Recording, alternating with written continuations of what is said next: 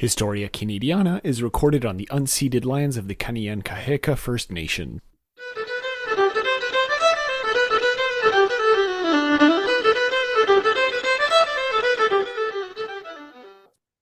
Hello, everyone, and welcome to Historia Canadiana, the show where we talk about history, culture, politics, and society in this land that we call Canada. Today, we have a very special guest with us. We have Kristin Schwartz, who is one of the four co-authors of the book we are talking about today, We Go Where They Go, the story of anti-racist action. Kristin was involved in the Toronto chapter of Anti-Racist Action, or ARA for short, from 1992 to 2003, and her writings have been published in publications like Our Time, Canadian Dimension, the Canadian Centre for Policy Alternatives Monitor, and Labour Le Travail. She also worked in community radio for many years. Kristin, welcome to the show. Thanks for having me. Yeah, so as I mentioned in the intro, we're here to talk about a new book that you co-wrote, We Go Where They Go. And for those who might not be aware of what that book is, or in case the title is not specific enough, can you describe what the book actually is? Sure. The book is the story of a North American grassroots youth movement called Anti-Racist Action, or ARA. And that was a youth-based, direct action-oriented left political movement that was active in the US and Canada, focused on challenging the racist far right, the KKK, neo-Nazis, and so on. It was based on the punk subculture, and as it grew, it drew in a broader array of young people, as well as older left-wing organizers from different political traditions. So the book is based on interviews with about 50 past participants of ARA, along with several witnesses, some community supporters and allies, and researchers. So there's a lot of voices. There's also a lot of citations and an index, so people can use the book as a jumping off point to learn more about the events of the period. And I'll say, in terms of structure, the book is mostly told in a chronological manner, starting in the 80s and ending in the early 2000s, with 3 chapters in the middle of the book which focus on specific themes of the work of ARA. The book opens with a graphic foreword by Gord Hill, who's an artist, and it includes over 100 images, like photos and posters and other types of ephemera. We wanted to make the book as accessible as possible, and to use, the images were an important part of ARA's appeal and work, and we wanted the book to reflect that and to help draw people in. Many people have told us that the book is easy to read, which has made us really happy because, again, our goal was to make the story accessible. It's funny that you mentioned, right, it's easy to read, but yet that introduction, like you were saying, is such a slap in the face, just the way it opens in that particular style that Gord Hill writes in. When I read the book, immediately, yes, it's accessible, but it just gave me a kind of shock to my system, like, wow, okay, this is what we're talking about. And I really appreciate the book for, yes, being accessible, but not pulling any punches about its subject matter either, which I think is a vital element for whenever we're addressing things like racism. You also mentioned something rather interesting in that introduction where you said, okay, well, there's many voices that were interviewed. And when we're thinking of anti-racist action, can we actually speak of a unified movement, or is it more of a fragmented idea that brought all these people together in disparate voices in a kind of umbrella term that was anti-racist action? Well, that's an excellent question. So I would say that ARA existed on a few levels. It was an idea. It was a kind of a brand in a way. A person could order an ARA pin and put it on their jacket and be a part of it. So that's one level. It was also a name that local grassroots youth groups used. And I think that was probably the most important level of activity. The small groups which were active in cities and towns. And during the 1990s, which was the focus of the book, these groups came together in a network. So that's the third level. The network met for annual conferences, delegate meetings, regional gatherings, and the network facilitated people traveling from town to town, city to city, to lend practical support to anti-racist activities elsewhere. At that point, the local groups became known as chapters of this larger network. And we report that there were 179 chapters at the height of the network. Wow. So the book really describes the kind of creative tension which people grappled with between the competing demands for local democratic decision-making and broader ideological coherence and accountability. In terms of, the politics, the title of the book is drawn from the first of the 4 points of unity of the network, right? And the full text is, we go where they go. Whenever fascists are organizing or active in public, we're there. We don't believe in ignoring them or staying away from them. Never let the Nazis have the streets. So this was one of the points of unity, and there were 4 points of unity, and that's what held the network together. That was the ideological framework, and people could do things within those 4 points and be part of it. I like that idea of there is this guiding principle, but at the same time still allowing enough flexibility for people to kind of adapt to the realities of each of these locations, which again is something that perhaps current movements can think about when emerging as their own separate things. Getting a bit more specific into the book, why approach this subject now, right? What inspired the production of this book in the first place?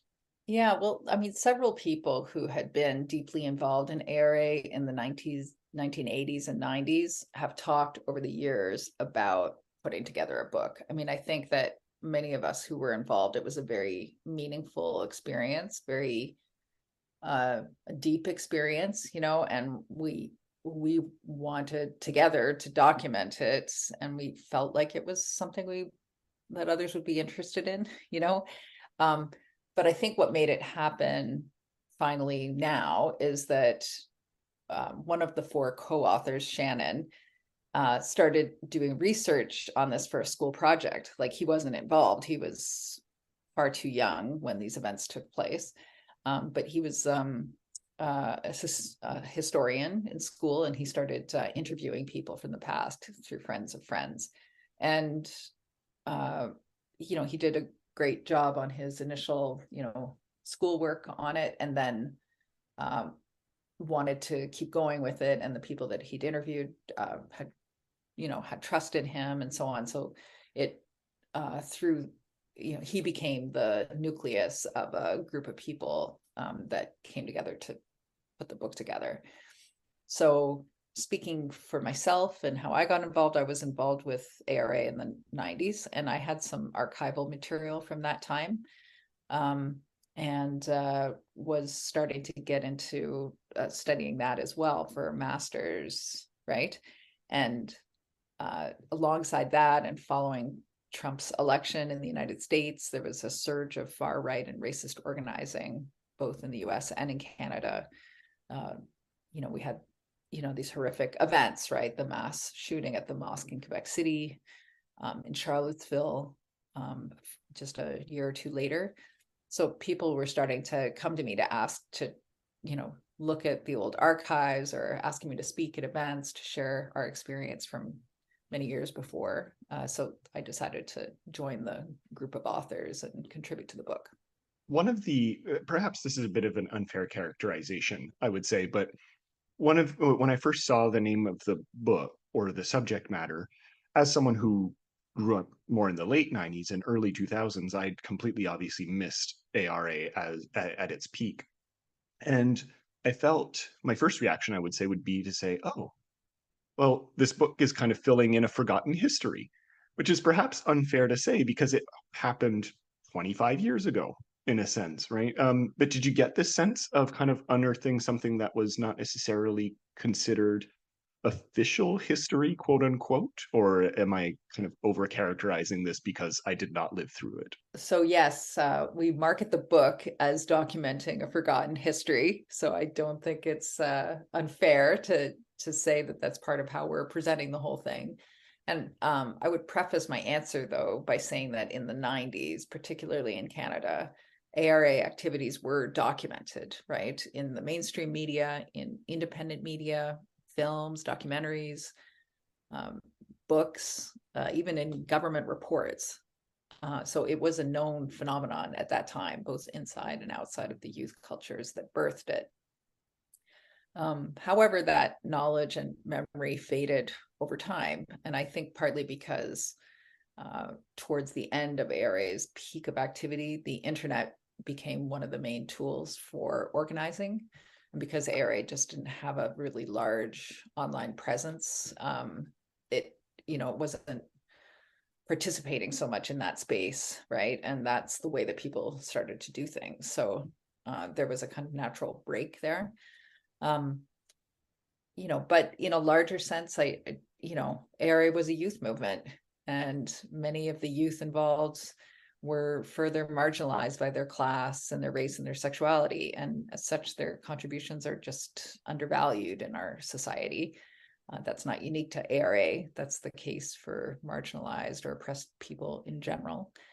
And, ARA didn't have much institutional presence. So, in the end, some of the more institutional groups that had that kind of longevity have,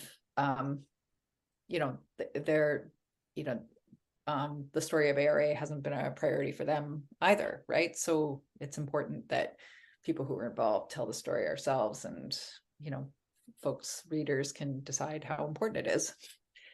There's 2 points that I want to make off of that answer that I think are worth making.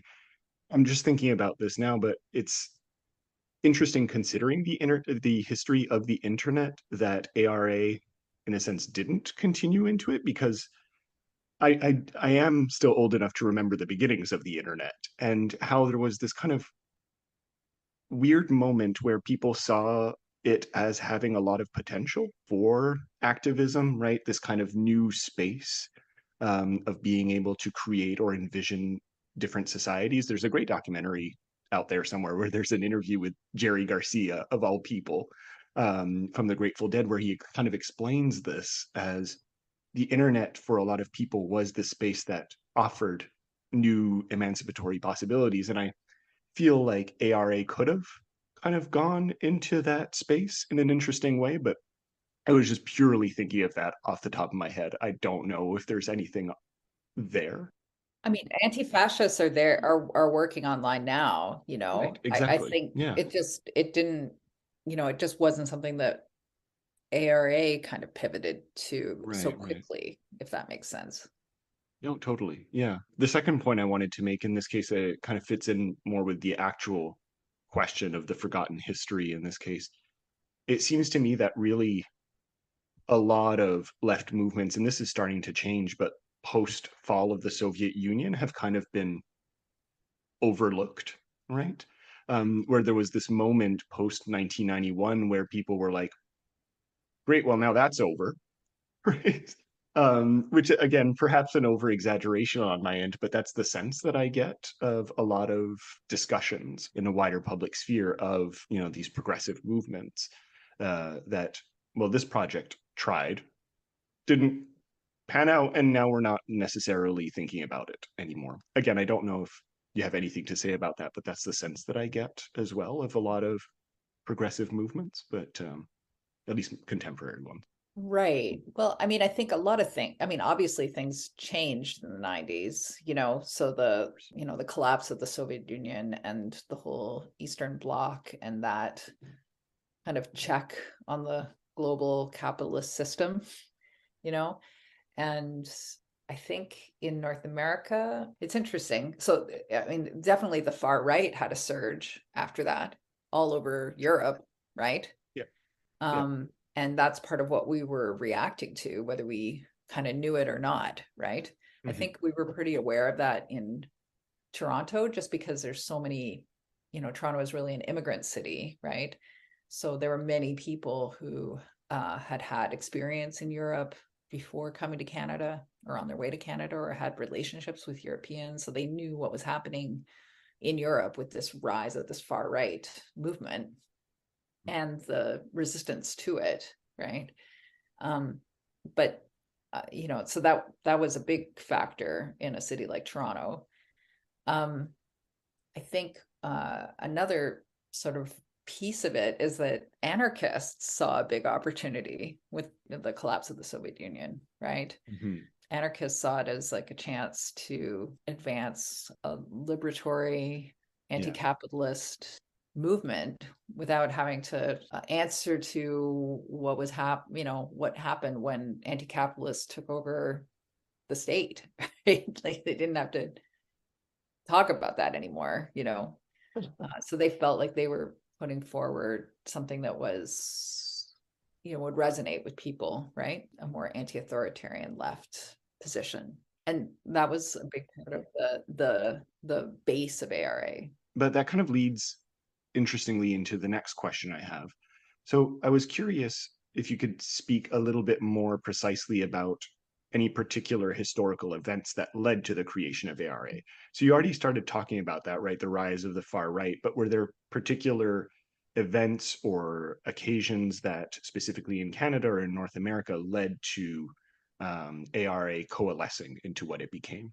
Well, I think the main thing that made ARA something that resonated in many different cities was that it was based in the countercultures, right? And over the 80s and 90s, the far right in North America was trying to unify and advance their goals and recruit youth, right? So the Klan organizers and the more European oriented fascists in the United States and Canada were coming together for the first time, and they were focused on recruiting young people. That from the youth subcultures in particular. And that was a strategy that had been used in the UK. And it's why skinheads had become associated with the far right. And people don't know this, but skinhead subculture originally came out of the encounter between white working class youth in England and people from the Caribbean. Um, and the fashion and the music was a fusion of both. It wasn't, I'm not saying it was a particularly political scene, but it was definitely not a racist scene. Right. But the far right was able to recruit white youth out of that scene and kind of mold them into, um, you know, racist for their cause. And in North America, they tried to do the same thing, right? So they were recruiting skinheads, and we called them boneheads, because we didn't want them to be able to claim that larger skinhead tradition. Mhm. They became notorious through their presence on talk shows and in the media, like Oprah, Phil Donahue. They had these people on the air, and there, big fights on screen and all of this stuff, right? So that created a lot of notoriety for the boneheads. They were trying to organize in the street scene all over North America. So ARA was born out of the determination by anti-racist youth not to let that happen, and building on, work like what the punks had been doing already for a few years through the 80s, right? So, Absolutely. so that was it. So it's not one historical event, I would say. It was like a larger campaign in a way. And then from there, in some of these anti-racist youth who were involved in these kind of local initiatives, became involved in the larger struggle against the Klan in the US Midwest and against the Heritage Front in Toronto and Ontario more broadly. So I think we could talk more about the specifics. Before we get into that, I do think this is a question that I didn't write down or I forgot, but I think it's perhaps important to talk about it for people who, again, are less aware of what ARA was. But what kind of tactics were used by ARA in their actual fight against racism? In this case, was it purely protests, or did it go beyond that in a sense? Right, right. Well, I mean, within the subcultures, it was a lot of like fighting, you know. The first group to use the name ARA and to kind of brand it was in Minneapolis, right? And that came out of a fight between racist boneheads who were trying to organize in the scene, and the anti-racist youth who were contesting that, right? And the group was called the Baldies initially, right? So it was anti-racist skinheads, and a mixed crew of like white kids, Black kids, and Indigenous. They say, the way they talk about it is education was very important to them, right? And by education, what they might mean, included in that would be, if a couple baldies saw a young skinhead on the street who was claiming to be a white power skinhead, they would have an educational moment with that person when they would say, so you're white power. The next time, if we see you and you're still white power, we're gonna beat the shit out of you. That was their education. And when you first hear that, you think, oh, this is just some sort of gang stuff, right? But there was a politics behind it, and they say that they had a lot of success with that, in the sense that this might be an educational moment for that person who realized that they had gotten into something that maybe they didn't want to be in. And many people decided not to stick with the white power scene, out of that encounter, right? So, which, is a benefit for everybody, right? That they're not involved. So, that was, one set of strategies. There was a lot of work in terms of also just sort of propaganda, like postering Nazi-free zone kind of posters through the neighborhoods where young people would hang out. We tell stories like that, from many cities. Putting on anti-racist concerts, in general, defending shows where like an anti-racist band was playing, from white power, youth who might want to disrupt it, calling up clubs and trying to get them not to book bands that did have white power affiliations. Those would be the sorts of tactics, right? And that would, over time, as people got involved with these kind of broader struggles, against the Klan or against the Heritage Front, then people started adopting, the protest tactics, right, of doing demonstrations and press conferences sometimes, and getting endorsements from other organizations, that type of thing. Which definitely helps with the mass appeal of the movement in that sense, because yes, I do think there is some value in the more radical action, but it does alienate a big part of the population who are not necessarily willing to go that far. But I like that balance in this case that you're talking about between direct action and something more tame, perhaps, like protests. If to just put a word on it, I don't know if that's necessarily fair to put that word, but that's the one that came to mind. Yeah, I mean, I think people wanted, by the time I got involved, like, people wanted a wide array of people to feel like they could participate, right? So in Toronto, the group was like an open group, right? Like you could call and be invited to a meeting and attend. Like it wasn't, Mhm. It wasn't underground, so to speak, right? But because of the nature of the work, there's always like some concern about security, So yeah, it was a very much finding that balance, right? Yeah, I mean, everybody should be able to participate in the struggle against racism and against the far right. That's important. Because otherwise, what's the point? Yeah, but we don't want to be naive about what is involved also. So getting into a bit of the more Canadian section of this book. So there's a whole chapter dedicated to ARA in Canada specifically.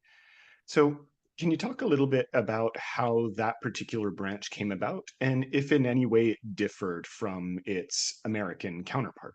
ARA in Toronto was formed to counter the Heritage Front, which was for a time the most successful far-right group in Canada since World War II. It had been formally established in 1989 by a small group of far-right activists in the Toronto area. And it brought together activists and recruits under the leadership of Wolfgang Droege, a past KKK organizer who had gained prominence in the fascist movement through his involvement in a scheme to launch a white supremacist coup in Dominica in 1981. So he was involved with the most extreme kind of paramilitary side of the far right movement in North America. And at the same time, he had, some connections, and other people around the Heritage Front had connections to, the more mainstream kind of social conservative, scene in Canada. So it was called a front because it was trying to bridge all of those pieces together. And like the ARA groups in the US, the ARA groups in Canada were based in the punk and hardcore scenes, which had already been in conflict with racists in clubs and bars. But I would say that the Toronto group and the Winnipeg group also, as some other of the Canadian groups, had a somewhat larger array of working relationships with more established or mainstream anti-racist groups than some of their US counterparts. But I would say there were more similarities than differences. And in chapter 5, in particular, we talk about how the chapters reflected the local environment that they were based in. And I think that's more important than the national borders. And just again, a quick point on the Heritage Front, in this case, that ties back to a previous answer that you gave.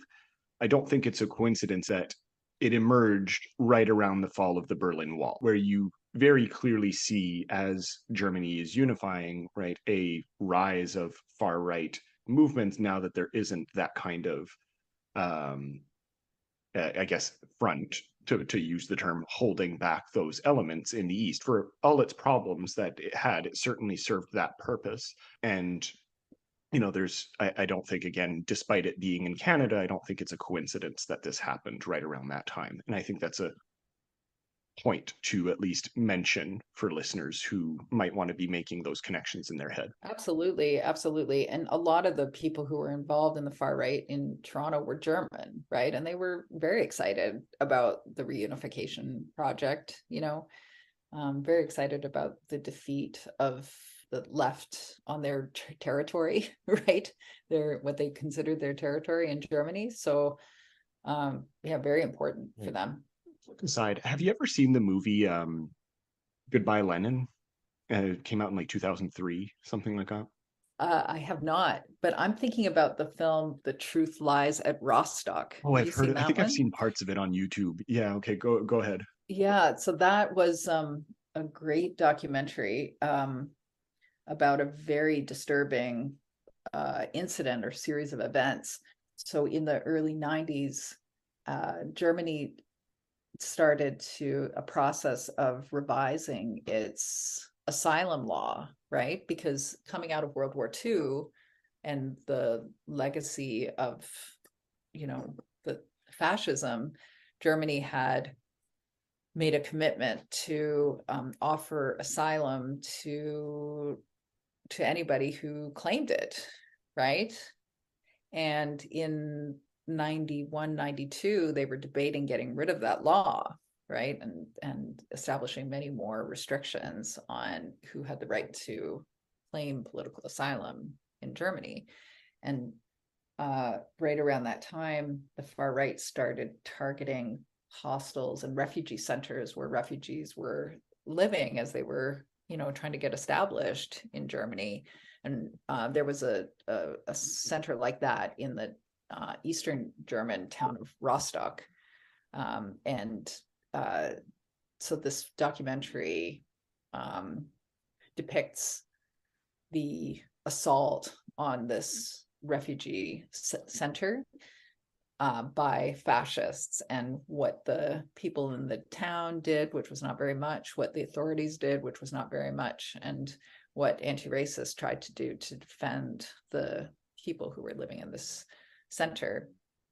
And it was a really horrifying situation. It was right around that time when Germany passed the revisions to, I think it was even a constitutional amendment, right, to greatly restrict the right to claim asylum. So the whole thing was like a victory for the extreme right.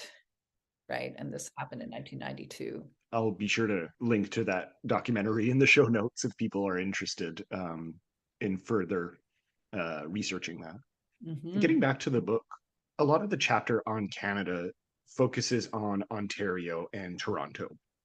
And I'm wondering if is this because mostly ARA operated out of this particular area, or is it more a narrative choice to kind of focus in this case and not spread out too widely the kind of narrative that you're spinning?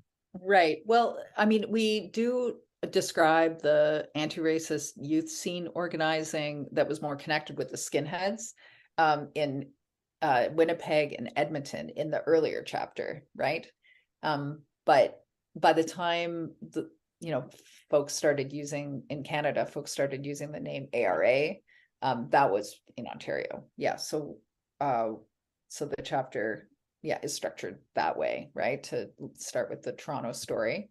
And as we narrate also, following the Toronto campaign, and it wasn't just Toronto, it was Kitchener, Waterloo, Ottawa. There were anti-racists in these different cities that were all involved in trying to counter the Heritage Front.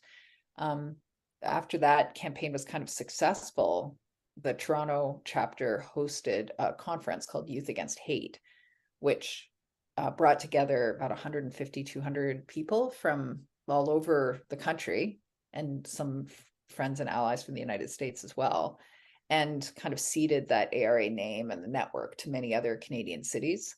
So it made sense historically to center the Toronto story and then kind of branch out from there in terms of ARA, right? The name ARA. Absolutely.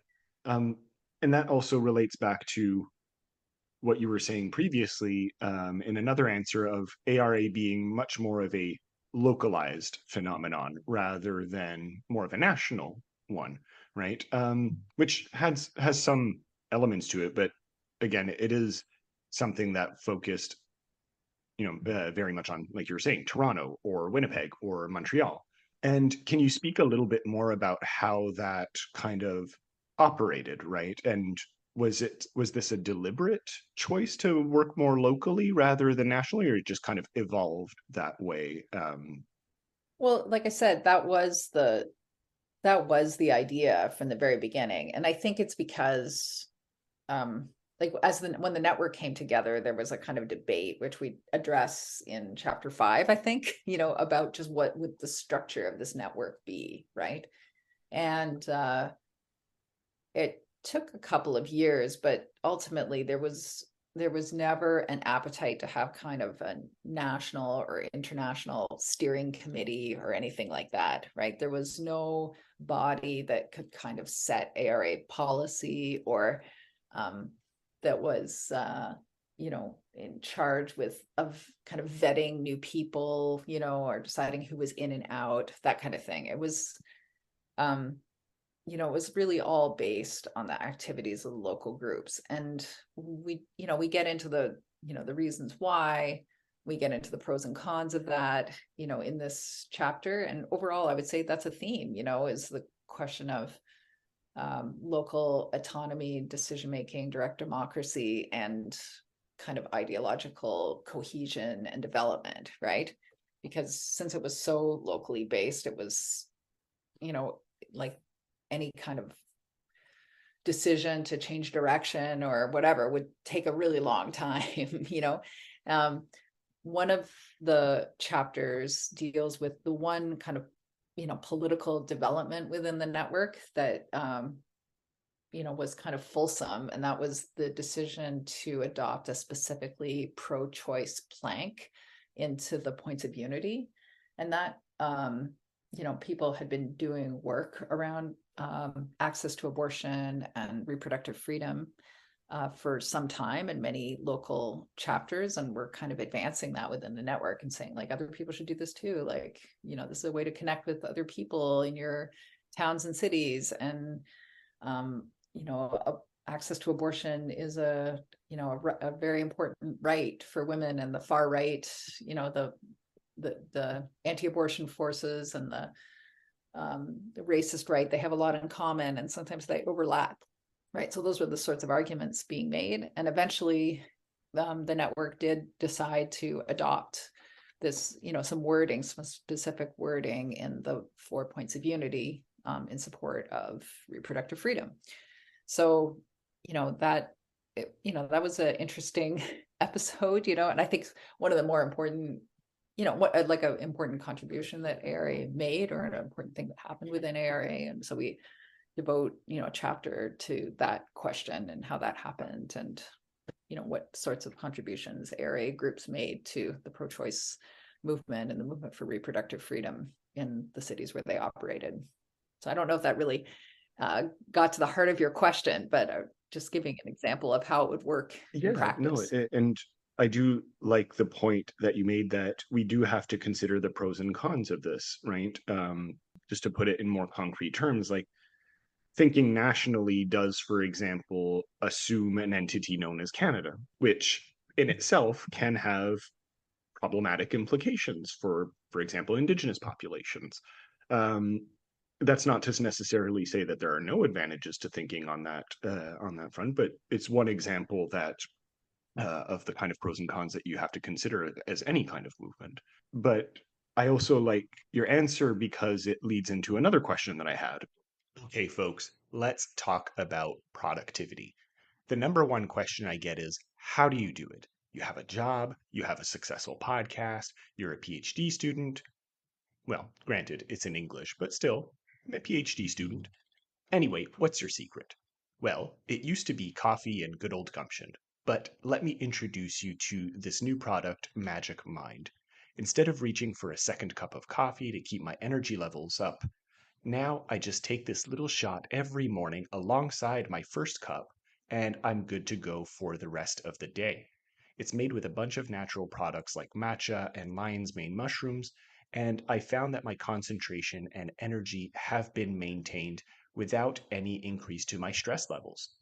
I've actually shared Magic Mind with my partner, who's been going through similar experiences as I have, and I've never seen her so focused. Folks, it's incredible. If you're like me or just feel like you need a boost in any part of your life, go check out magicmind.com/Canadiana and join a community of go-getters. You can also use my discount code Canadiana20 to get up to 56% off your first subscription or 20% off your first one-time purchase. My 56% off code only lasts 10 days, so hurry up. Check out magicmind.com/Canadiana. So you bring up a kind of women's rights movement or reproductive rights movement, and how ARA approached that and took position on that. And it makes us think of a term that has existed since the 80s, but that very much exists at the forefront of a lot of movements today as well. And that is intersectionality or interdisciplinarity. And can we actually speak of such a thing in relation to ARA? So you obviously mentioned women's rights, but could we speak also of other types of movements that ARA interacted with and got along with? Oh, for sure, for sure. I mean, I think that ARA overall was responding to the challenge that had been brought to the left by feminists, and particularly by women of color, Black and Indigenous women, who had challenged the left to say, like, the social justice struggle has to take all forms of oppression into account, has to, I mean, not just take it into account, but go deeper than that, that a social justice movement has to be, oriented to the full demands of the most oppressed people, right? And to, work on those dynamics internally and externally, and that people need to be able to bring their whole selves into their activist work as well, to feel comfortable and feel committed and so on. So I think, ARA was, it was not super ideological, sophisticated or anything like that, right? But I think really did, try to put some of those principles in practice. So, there was that kind of broad anti-oppression statement that was part of the points of unity, which named all the different, dynamic, like not all, but named not just racism, not just sexism, also homophobia, discrimination against disabled people, anti-Semitism, obviously, but there were a lot of discussion about class, about poverty, how to reflect that in the political statements of the network. So like the conferences were full of these kinds of conversations for sure. And in terms of practical work, the pro-choice work was really important for getting into more of the nitty-gritty of how that kind of plays out on the ground. In Toronto, ARA was launched with like a significant participation from the LGBTQ communities, and a kind of alliance with people who had been around a group called AIDS Action Now that was connected with ACT UP. So one of the first bigger demonstrations was in solidarity with LGBTQ people who, following the murder of 2 gay men by neo-Nazis in Montreal. So like, I don't want to overstate any of this, but it was definitely part of ARA's thinking, right? And definitely in the Toronto chapter, I would say, one of the more significant kind of solidarity activities that ARA engaged with was in solidarity with the Indigenous community near Ipperwash Provincial Park after the OPP shot and killed Deadly George, one of the people who had been reclaiming their traditional territory, and a burial ground on the shores of Lake Huron. So ARA was, I think, sensitive to all of that, and attempted to put those politics into practice, with varying levels of success. Getting into some of the final questions in this case, it is always important to recognize that nothing lasts forever, right? And can you tell us a little bit about how ARA kind of faltered or ceased to exist? So you mentioned earlier the internet age kind of helped push this about, but can you provide a little bit more detail or go into a bit more concrete terms of how ARA ceased? Right. Yeah. Well, and that is, kind of it's a focus of the second last chapter of the book, End of an Era. I think there are 3 reasons that ARA ultimately faltered, right? And so the first was that ARA had many successes in stopping overt fascist organizing, and with fewer targets than ARA, its sort of raison d'etre, was evaporating in some cases, right? And ARA wasn't always able to, find new targets for that kind of political formation. So that's number one. Second was the larger change in context, the rise of the anti-globalization movement, with Seattle, the Zapatistas, the mobilizations against the World Bank and the IMF in Washington, D.C. I mean, there's so many, right? In Canada, of course, the big one was the mobilizations against the free trade area of the Americas, and in Quebec City in 2001. So all of those large mobilizations were drawing radical youth into that kind of organizing, and what people sometimes dismissively called summit hopping, but it was an effort for people to have a voice in larger questions around economic organization in the world, right? And so that was just drawing in a lot of the people who might otherwise have been involved with something like ARA. Then there was 9/11, which changed everything around the anti-racist struggle. It's really, I think that was a moment in Toronto where, people, I would say people from the countries most impacted by this kind of new endless war on terror, were coming to the fore to organize against it. And ARA did make efforts in many cities to participate in that and to act in solidarity with people who were targeted by this, Islamophobia. accelerating, right? And the xenophobia and Islamophobia, ARA made that effort, but ultimately, wasn't, I think the issue was so big, it was just beyond the scope of what ARA could do, right? Which was very locally oriented. So those are the kind of big political factors. And then the third, I would say, would just be an organizational thing. ARA was a volunteer run completely, it really didn't have any resources. So to kind of turn over leadership, over 20, 30 years, that's already quite an achievement. And it just wasn't able to kind of keep doing that in as big a way. I mean, and it's important to say that there were people who continued to use the name ARA and to organize in that style, and it's due to this day. The book, we are clear that our book doesn't end with the end of ARA, right? But just the end of the peak period. Absolutely. And that's actually another interesting point that you brought up here, of these new movements for the 21st century being so big in their scope that it's difficult to actually concretize a movement around that. I recently read an interview by a thinker called Bruno Latour, who's a French thinker.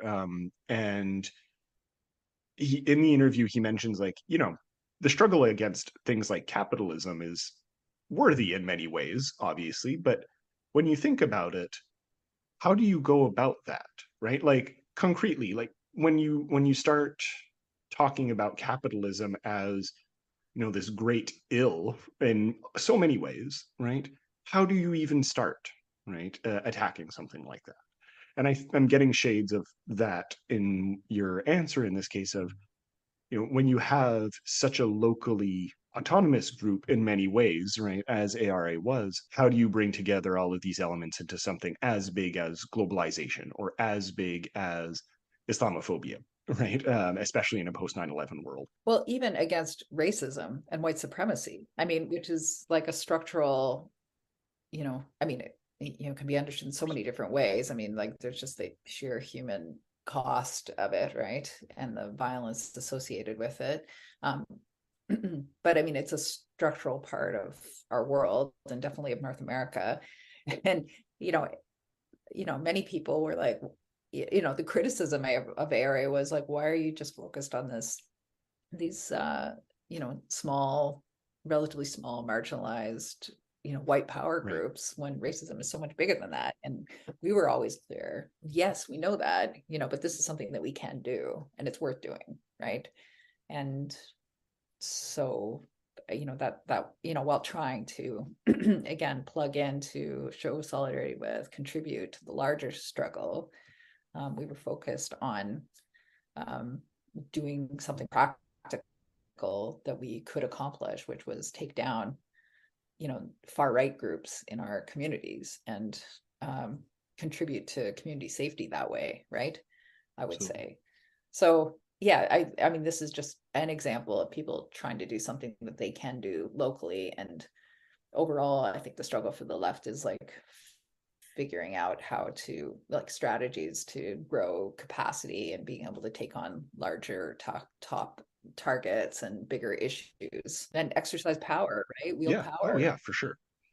One of the things that you mentioned in your answer is that you go to great lengths to mention that this is not the end of any kind of movements that were fighting against racism. It was simply kind of the twilight, if you will, of that particular form of it. And I'm wondering, what would you say is ultimately the legacy of anti-racist action, and how do you still see it play out in similar types of movements today? Right. Well, I think, one of the big legacies of ARA was kind of winning the war for punk rock and the subcultures. I think that's important. And, we sort of take it for granted now, but, in the 80s, it wasn't at all a sure thing about how that was going to go, right? So that the subcultures would be a place where people could practice left or, more liberatory types of politics, right? So an experiment with that, and live that. So I think that was an important legacy. And I think that ARA also, was an experiment with and a sign that it is possible to meld militancy with open and public organizing. And, it definitely was our hope that by sharing those stories, we could inspire people to try some of the same things, acknowledging that, with the increase of surveillance of different kinds, there's more risks in a way to doing that than there were in the 90s. But, we do hope that people are able to give it a try, if that Sure. makes sense. And one of the elements that I think is important to take from past social movements is both their successes and ultimately their failures. So, what would you say is an example of each as far as ARA is concerned? Like, what would you say is their greatest success, or and some of the places where they could have perhaps done differently, or with hindsight, was not necessarily the best way to do something? Right. Okay. Well, again, I think the successes were in consolidating and ensuring that punk rock and the subcultures would not be a place that'd be friendly to the far right. I think that was the biggest one. And then there were specific campaigns that were successful. So like ARA definitely contributed to the collapse of the Heritage Front in Toronto, definitely contributed to the collapse of the World Church of the Creator in the United States, made KKK organizing really, really hard in the Midwest for the different clan groups that were trying to organize. They were never able to consolidate, never able to kind of recover any sort of momentum, despite their efforts. I mean, and I would say, like, through the 90s, different clan groups were having large scale or small scale rallies in towns across the Midwest, like every weekend, right? Every weekend. And when they would do an event, like, it would involve the whole community in a way, because the police would be there to protect them in huge numbers. And it was, you know, it would become like a public safety issue for the town, right? And ARA was, like, help make it that way, that those events were not effective for recruiting for the clan, that they couldn't get any cohesion, couldn't get anything going, really. So, sorry, that was a bit of a long answer, but I would say ARA had an impact in limiting the ability of the far right to organize in the 90s throughout North America, and again was successful in the subcultures. In terms of failures and limitations, I'd say, or challenges that we couldn't really overcome. I think connecting to the broader anti-racist movement and figuring out kind of sustainable ways to make contributions there, I think, was a limitation throughout the life of the network. And I think there were challenges internally around, how to handle money and what to do when there are complaints around somebody's behavior in a local chapter, all of those sorts of things. Right. So accountability internally, I think, was a challenge sometimes, and ultimately, weakened the network and made it hard for the network to work on the bigger issues. Wrapping up here, so we alluded to this at the start of the interview, but the book features many authors in this case. So there, if I don't have it in front of me, four authors, if I'm not mistaken. And That's right. how was that process like? What was that process like of working with these different perspectives? Was it difficult at times, or did you all kind of work on your own separate thing in a really kind of cohesive and interesting way? It was a great it was a great project. Okay. I just want to express my, my love for each of the co-authors and everybody who is involved with the project. Um, we the way that we approached the writing was we agreed on the overall structure and what would be included in each chapter, and then we divided up the chapters, and one person would take on the lead for writing for most of them. I think that chapter 5 actually had a couple of authors for different sections. And then we edited it together. So this was like sitting on a Zoom meeting and going through the text and everybody talking about it sentence by sentence. Like it was it was very collaborative. So the book really does, I think, reflect, a sort of, I mean, I'm not saying that each of us agreed with every single edit that was made, or, but, it does reflect that collaborative process. And I would say also the first version of the book was about 100 pages longer and had twice as many images. And we sent that to the publisher, and the publisher said, we'll do it if you want, but people are not that likely to buy it, right? So we took that feedback on board, and then we went and found our own editor, somebody who could read through it and suggest ways to trim and tighten. And she did an amazing job and made the book much more readable. And then we also had a really painful process of kind of weeding out images. So there's many images that some of us would love to have included that, just didn't, make the cut, right? We did try to include images that would kind of give a nod to people who weren't, recognized in the text to the extent that we would have liked, because there were so many stories that didn't get included, right? I mean, there were really thousands of people involved, right, in ARA. And obviously there was like a kind of a process for determining whose voices would be there and who we just didn't get to.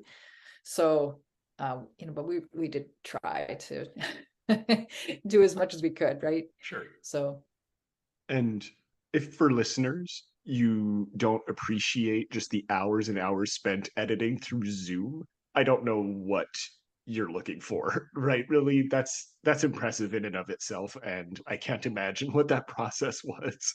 But kudos to you.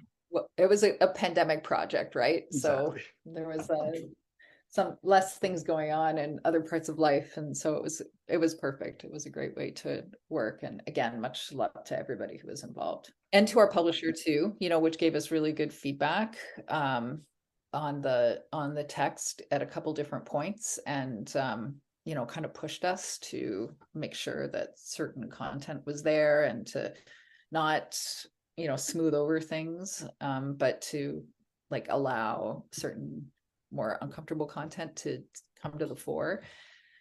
Yeah, much appreciation to our publisher and to our copy editor. The last question I have for you is more on your end in this case. Do you have a particular section of the book that you would like to share with audiences in order to give them a taste of what the book's actual content is like? And yeah, if you want to read a section or explain it, that's up to you.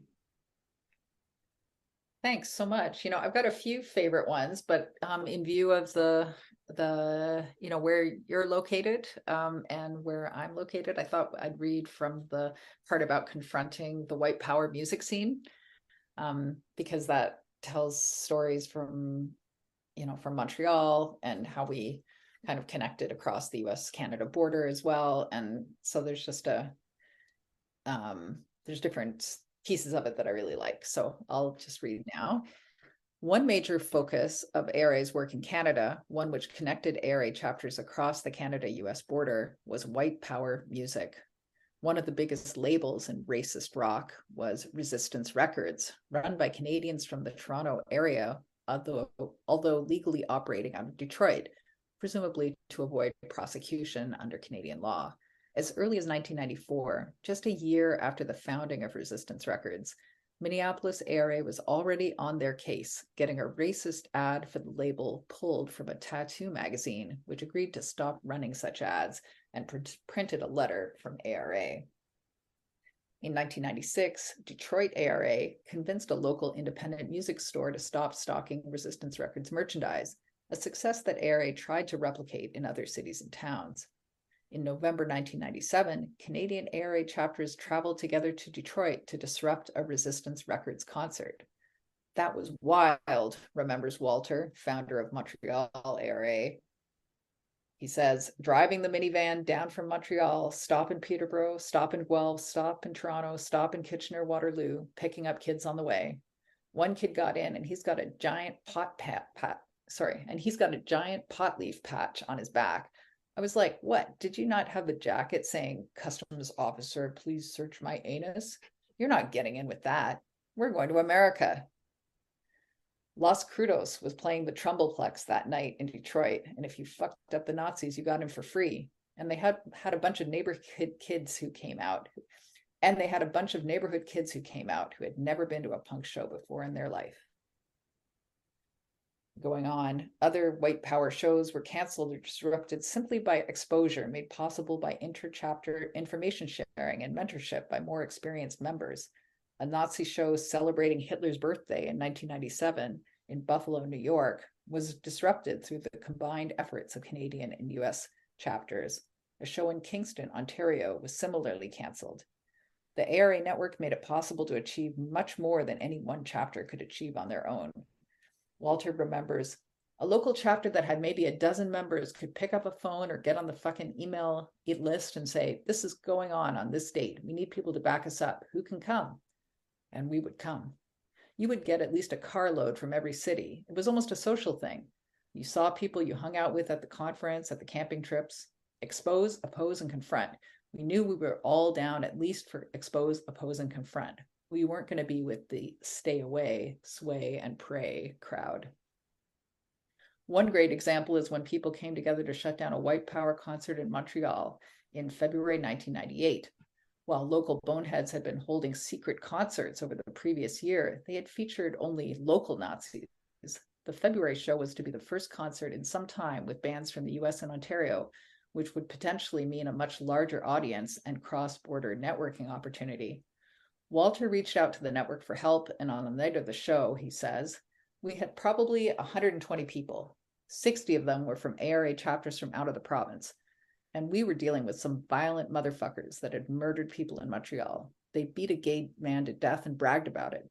They did bar attacks on us. So to have 60 people come from out of town made a huge difference. The Nazis' meeting point for the show was Jolicoeur Metro Station. ARA people occupied the station, confronted would-be concert goers, and showered the Nazis with spittle as riot police escorted them to safety. We ran their point person off the rendezvous point for their own show, ran him out. He hid in a utility closet crying until the police rescued him. That was a huge one. They were fucking so pissed. We got death threats from them that same night. It was fantastic, says Walter. In 1999, multiple ARA chapters in Florida prevented a show in Tampa Bay, planned by Florida Hammerskins to raise money for 8 Montreal boneheads on trial for a string of assaults. Montreal ARA sent an email to the network lauding, quote, the efforts of the ARA chapters in Florida and coordination from Columbus and intelligence work by Sharp Montreal, unquote.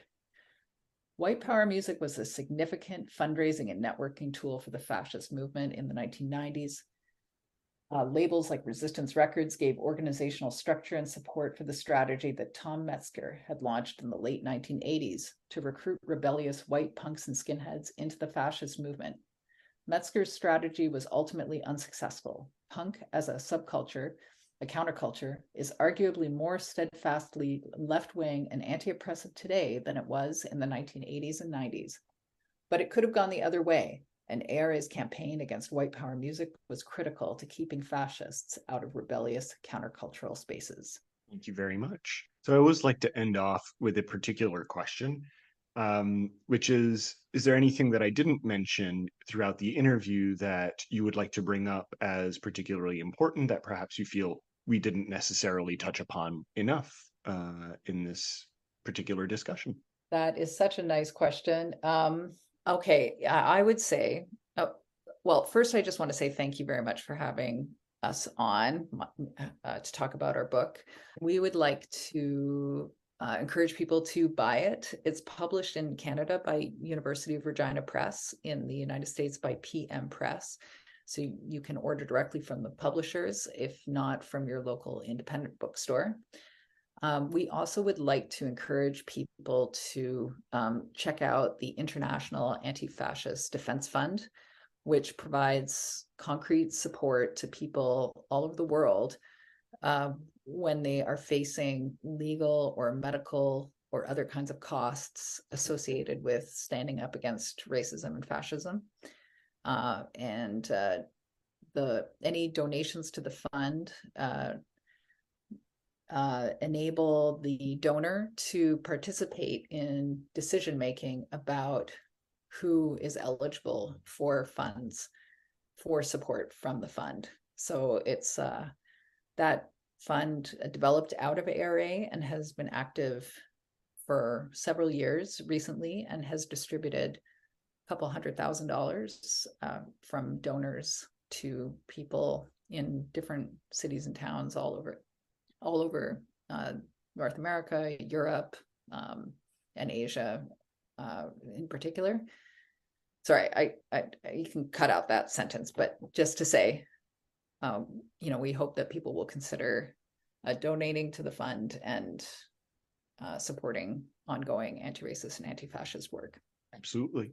And again, I'll try to find a link in particular for that, and I'll put it in the show notes where people can find it.